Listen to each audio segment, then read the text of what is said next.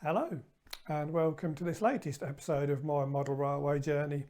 There's quite a bit to bring you up to speed on this one. There's been a few changes since the last upload. Changes to the actual layout design of the main DCC layout, which is very close to being completed on both the up and down main lines. Just a little bit to go to join the two sections together there. Partly as a result of that, the Cato Unitrack layout has also had to change to incorporate the fact that the DCC layout is obviously now taking over more of the boards. We also have a name for the layout as well now. So there's that and a few other bits. So sit back and I'll bring you up to speed with everything.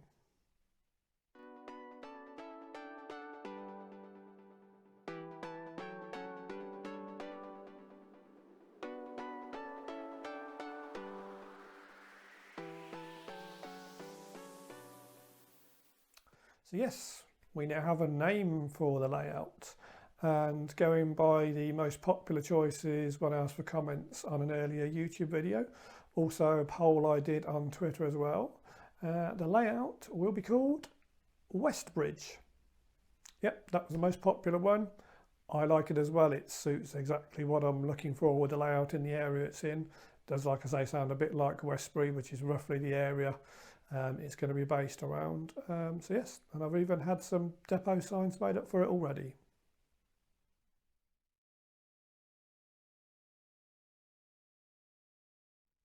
So yes, there has been a bit of a change in the layout plan or design. Basically, as I briefly touched on in the previous upload, this originally just was going to be a countryside scenic section over the back here with the engineering yard behind me, and now they're effectively going to swap around. Main reason for that being, you can thank my dad for, is the fact that he said it would look nice with a curved section on the track, and there just isn't room to do that on this shorter section along the back wall. You've got the station on that side, obviously the fiddle yard over there, so we're now going to have a bit of a sweeping curve on this section here, and also at the same time move the yard into this section here, which being a bit longer obviously gives me an option of longer sidings, a little bit more room to play in there. Has slightly complicated things what I was going to do with crossovers getting between up and down lines in the yard, which originally were going to be on this side here, but I'm now going to have to move over to this back section. So what I'll do now is grab the camera and start off at the fiddle yard and take you around the layout as it is at the moment, so you can see where we are and the bits that are going to be coming up in this video, hopefully, which will all be finished off, so that I'll be running DCC locos on both up and down main lines by the end of this video. Okay, so we'll start off with the fiddle yard, which, as you saw in the previous upload, was all finished, laid and wired in, other than connecting the droppers to the bus wire. So I've just got a bit of stock on there now, filling that up at the moment. In the foreground, we have three lines here, which are going to be the bi-directional freight line. So essentially one through line through the middle and a loop either side, which also connects into the station for some local services. So as we come round, so as mentioned before, you're coming out, this is going to be a sort of tunnel hidden section roughly here. Got the Scotchlok clips there ready to put on the dropper wires, which is one of the projects coming up. So as we look from the far, you've got the down main line on the far side, which has the HST on it, the upper main line, and then towards us just roughly at the minute, because it's still very much all open for grabs on what we're doing here with the freight line. So yes, you can probably make out from there there's a bit of a curve. So we just need to do something to justify that, why that curve is in there with the scenics on the background. Could maybe have a lake or something in there. Could even do like a bit of a landslip or something, but something to justify the fact that there's a curve in there. So then we'll come round again, we'll be diving into a tunnel now, into this section here, which will hide some of the sharpness of the bends there. And then as we come around this section, there's roughly where the tunnel exit's going to be. The line at the back will be just a branch line, which will also disappear into a tunnel mouth. And then as we come around to this section here, this is going to be now the major junction point. You need to be able to get trains between the up and down lines, trains in and out of the yard as well, and then the bi-directional freight line. because sometimes the freight will be running on the main line, it won't always be running around on the bi-directional freight line. So we've got a number of points, sort of effectively ladder style junction to put in there to get us between the various lines we need to. Coming around another corner again, so just a temporary bridge again. This is something I'm going to need to build here from scratch, because I'm thinking of a dual carriageway or even a motorway, a concrete style bridge to go across there to hide the curve there. But these 2 points here at the minute are currently where the up and down lines finish. Background coming through into the station, so the track's laid all the way through the station now, and about 2/3 of the way on the local line nearest towards us. The lines in the foreground, again, I've got a run round loop there, and where the freight bypass or bi-directional line comes through as well. Back I still need to do for the heritage line, but that's sort of not a top priority. So again, roughly where the track's coming round. Again, this is where my bowstring bridge is going in here to hide this bit of a curve here, and then we're back into the fiddle yard. So yeah, basically once I get those Scotchlok clips connected up, if I did then plug the end of the bus wire into my PCP port on my NCE Power Cab, I would be able to then run trains on that whole section, both up and down lines and all the loops, which would be good. I'm still slightly holding off because I was hoping that the DCC Concepts Aegis system would be here by now. It's showing as being in some shops, and as I paid for it in full in advance, I was hoping that would be here soon. Maybe that's been delayed for some reason, but I'm hoping it's going to be here by the end of the week, because at least I could connect that up, so I'd be running as I intend to be right from the very start.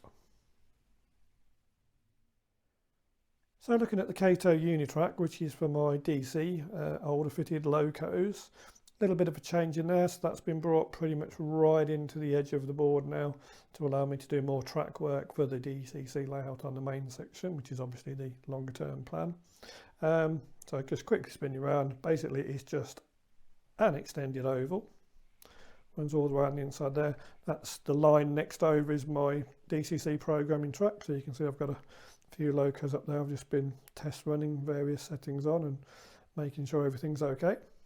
So we come under here, split off there, gives us a little loop there, and then you can see a couple of sidings, quite long sidings coming in from the back there. This is roughly where the engineering yard will be on the DCC section, which is nowhere near ready, or I'm not 100% decided what I'm doing there yet. And then that comes back in and takes us back to where we started. So just a nice little running oval there, just to keep the trains going, nicely running, while everything's progressively going to be converted to DCC over a period of time. So we're now into about the last 10 days of January as I'm starting to film this, and on my job list to do is finish off the section of track behind us that we saw, where we've got the small gap where you finish underneath the bridge behind me there, and the tunnel on that side. So it's to get those bits of track laid and pinned in, get the junction point in for crossing between the various lines, and then after that I can get the Scotchlok clips connected up to all the various droppers, although I haven't got enough to do all the droppers, particularly because the fiddle yard obviously used a lot up having to have a dropper on each track on the hinge section, as well as the feeds either side. And obviously I've got another of feeds at various points around the layout just to keep the circuit going, so it's a good connection with all the locos. Now the Scotchlok clips, I know that's probably been about 50-50 whether people think they're the way to go or not. Some say they don't give a good connection, others have used them. I've seen a few videos online, New Junction used them for instance. So certainly with all the ones I've got now, I'm going to use those and connect those up. Once I've got the tracks joined up, then as I mentioned, that does give me the opportunity then of just plugging in the bus wires to the end of my PCP panel on my NCE Power Cab and running DCC locos. So I guess when we get to that stage, we'll find out if all my wiring and soldering is any good. Well, that took a lot longer than I thought, as you can probably tell by all the bent track pins at the back. I'm happy with the downline, the curve coming through there, quite nice for that. Not 100% happy with the upline there, with the point, how that's gone in there, so I think that just needs a bit of a realignment just to make it so it's better as it comes out of the tunnel section, but I think it's time for a spot of lunch now, so we'll come back to that with a fresh head in a bit. So that's the point just slightly realigned there on the up main line, where it'll branch off to what will be the freight line. As we come around this way, I've got the curves in now, which will be the tunnel section, so hence no need to use the concrete sleeper track there. A couple of droppers in again for each line for some power. So the next bit is to move to my right hand side and get the ladder junction installed. Right, so that's the ladder junction installed now, so progressing nicely there. Again, droppers in at a couple of key points there, and I've got isolating fish plates on any crossovers there between the up and the down lines, and also where you leave to the left hand side, just here where it'll be going down to the bidirectional freight line. So all that remains to be done now is to connect the down line there to our left hand side where we saw just coming out of the tunnel. Same with the up line there to the tunnel section. Short filling gap here, and then just around the curve to the right hand side, and we have an up and main line down. All we need to do then, connect these Scotchlok clippers all the way around the layout to the droppers that I've got, and then we're ready to put some power in and start running DCC on the full mainline circuit. So I shall just get on with laying this final with a track now.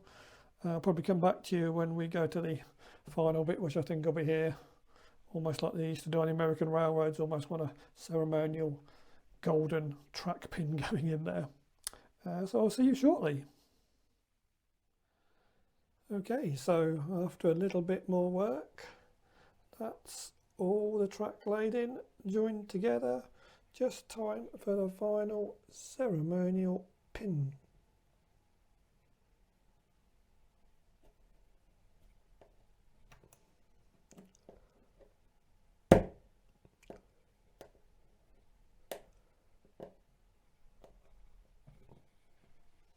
And there we go. We now have the up and main down lines completed, full circuit, fiddly yard loops, and the turnouts ready for the heritage line and the slow line platform on the main station as well. Good job done there, I think. So, another day and another storm. Yesterday was Storm Aisha, today is Storm Jocelyn. So getting all the track work done yesterday and the two loops finished was a good job. Today the plan was getting all the droppers in. Having said that, there were 2 unit drags with class 69s booked through here and 1 test train with top and tail 37s. So I popped out for those for a couple of hours. Not much luck again, unfortunately. The 69 on the EMR 360 drag ran, but for the one on the 701 got cancelled, and the 37s on the test train, as I'm recording this now, have just left Derby 251 minutes late, and that'll be dark by the time it gets here. So, bit of a wasted trip out. So, let's get on with some droppers. So I just thought I'd show you underneath one of the points where I'm putting these droppers onto the bus wires. Certainly, although they say this is the easy way, it's not easy, simple easy, and there's a little bit of work involved with it, but definitely a lot easier and safer than trying to solder underneath these boards which are fixed.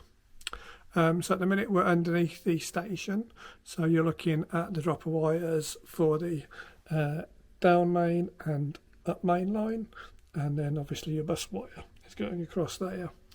Now, these little Scotchlok clips, obviously, which have been a source of much debate, I'm finding they're okay. They are a little bit tight initially to try and push onto the wire. So what I have been doing, whether you better see it on the camera or not, don't know. Let's have a look. Just pushing something like a pair of pliers through there to start with, just to open up the space, because it was a little bit tight on the bus wire. It looked like I was going to have to take all the bus wire out and slide these clips on, which would have been a big no-no, but just doing that takes a little bit out of there and just makes the opening easier there to guide the bus wire through. So let's see if I can do one without knocking the camera over.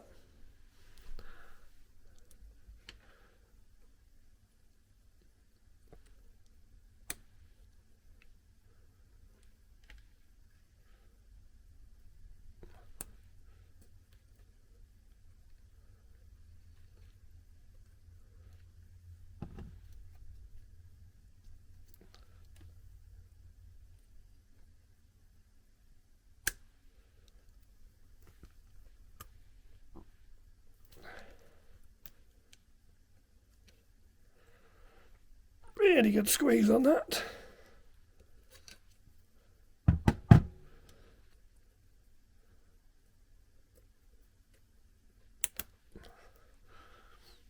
And then clip into place.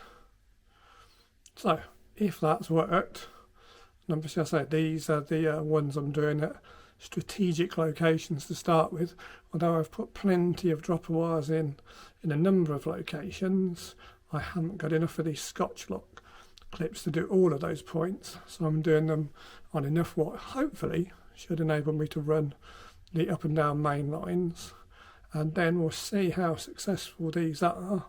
If not, I believe a lot of people have mentioned Wago, I think it is, clips, which they say are much better and better conductivity. So I could always look at those. You don't have to use the same clips throughout, obviously, so we'll see how this goes, and I might look at those. I'll get back to you once I finish the rest of these droppers. So this is a little post-production segment, if you like, because the bit I originally recorded for this, the mic wasn't working, didn't pick up anything I said at all. And also the subsequent video I made the next day, it's just video only, no audio. So I'm going to have to dub over that. Basically, where I am now, as we finished off looking at me putting the last of the Scotchlok clips on all the droppers, both up and down lines and fiddle yard and the odd little bit into the station are all connected up now and ready to run. I had an email confirming that the DCC Concepts Aegis system was going to be delivered on Wednesday, which was yesterday as I'm filming this now. So I thought I'd wait and connect that up to the layout before I tried anything, because part of the thing that's got built into it is like surge and short protection, so that saves the need for me to put those resistors and capacitors on the end of the bus wire. That Aegis system takes care of all of that, so I thought I'd wait until that arrives. So yeah, basically that's the end of this segment here. The next upload should be the Aegis system and looking at the unboxing and how that works. But for now, I'll say thank you for watching. If you've liked this, please take a second to give me a thumbs up. Subscribe if you haven't already. Click the bell icon to get notifications, and I'll see you next time. Bye for now.